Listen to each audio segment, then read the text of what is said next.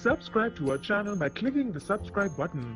Click the bell button and enjoy the latest uploads from our channel. Ahilyabai पुण्य श्लोक के आज के एपिसोड में द्वारिका जी कहती हैं, क्या करें, किस पर भरोसा करें। उनकी तो हालत ऐसी है कि कहें तो मरें, चुप रहें तो भी मरें। और पूछा भी तो किससे? यमुनाबाई से। अरे यमुनाबाई क्या जवाब देगी? जो उसके पास है वही तो देगी ना। वो उसने अपना काम कर दिया। यमुनाबाई ने जहर के बीज भोली भाली सरल हृदया सीताबाई के मन में द्वेष रूपी बीजों का रोपण कर दिया है। अरे भाई, जो जिसके पास होगा वही तो वो देगा। द्वारिका बाई की आज ये बात बहुत अच्छी लगी कि उन्होंने अपना पत्नी धर्म तो खूब अच्छे से निभाया। आज उन्होंने अपनी पुत्री के सामने कुछ भी स्वीकार नहीं किया कि वो मल्हार राव साहब से नाराज हैं, उनके मन में कोई नाराजगी है। वो कहती नहीं, कोई और ही बात थी। तो ये बड़ी अच्छी बात है। हमारे शास्त्रों में भी ये लिखा हुआ है कि पति पत्नी के बीच में अगर कोई मतभेद है, कोई बात है, तो वो सबके सामने उसकी चर्चा ना करें। ये उन्होंने अच्छा काम किया। और दूसरा, इसमें युवा पीढ़ी के लिए एक बहुत ही अच्छा संदेश मल्हार राव जी ने दिया।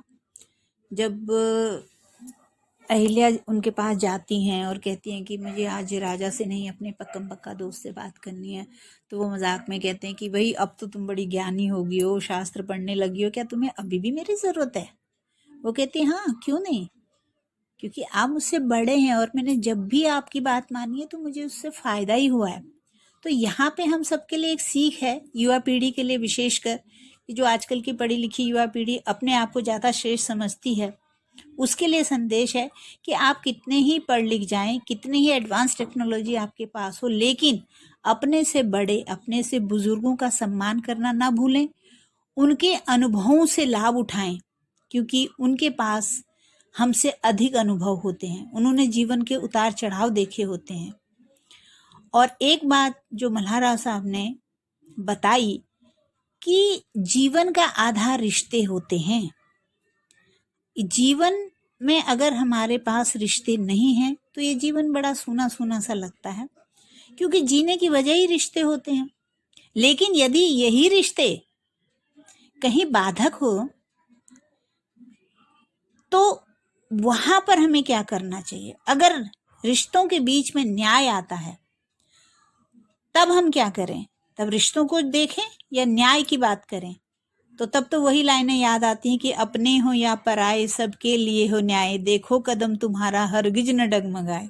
तो अहिल्या, जिसमें मल्हार राव एक भावी रानी को देख रहे हैं, उनको एक सीख देते हैं कि तुम कभी भी जब न्याय की बात आए तो अपने कदम पीछे इसलिए मत हटा देना कि वहां पे रिश्ते बाधक हो रहे हैं। ये भी बहुत अच्छी बात है। और एक और संदेश मिला कि जब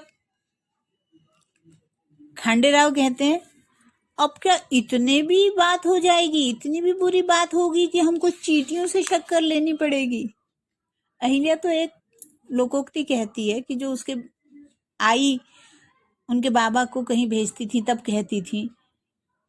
तो उसका मतलब यह है कि रहीमन देख बड़े इनको लघु न दीजिए डार। वो कहती है कि भैया छोटे छोटे कामों का भी अपना बहुत बड़ा महत्व होता है। ये मत सोचिए कि छोटा किसी काम का नहीं है। तो काम चाहे बड़ा हो या छोटा हो तो उसको हमें बराबर आंकना चाहिए, बराबर का महत्व देना चाहिए। तो ये बातें आज की मिली जुली थी, ज्यादा न कहते हुए यहीं पे मैं अब अपनी बात को समाप्त करूंगी कि हम बड़ों से सम्मानपूर्वक बात करें, उनके अनुभवों का लाभ उठाएं, और अगर न्याय और रिश्तों में कहीं पर हमें दुविधा है तो हम न्याय को महत्व दें। सबको एक तराजू में रख के हम देखें कि ये हमारा रिश्ता है इसलिए इसके साथ न्याय होना चाहिए, ऐसा नहीं है। न्याय का हकदार हर कोई है, तो न्याय सबको बराबर का मिलना चाहिए।